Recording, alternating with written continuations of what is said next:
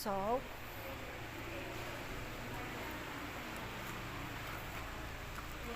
eto.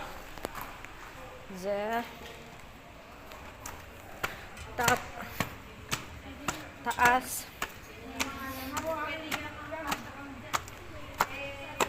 Wow, may billiard. Yung swimming pool nila na pambata, ate, hanggang dito ko na. Doon na lang ako si swimming. Hanggang dito ko na, ate. Okay. Tapos, ito yung mga rooms. Okay naman. May aircon naman. Ay, okay.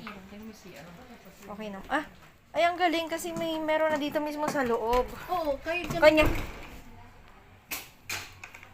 Ilaw? Wala. Hindi mo lang alam kung nasa. Okay na yan, te.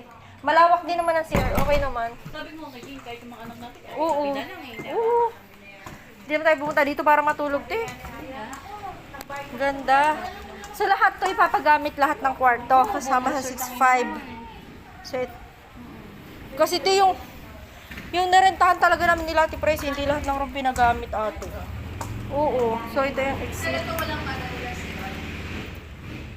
Ito may CR din. Meron. Kahit dito na nga lang tayo, tahimik ang buhay. Pero mas maganda dun. Sabi ko nga kahit tayo magkakasama na tayo sa isang group. Kasya tayo dito, Jenny, ikaw, tsaka ako. May saksakan din.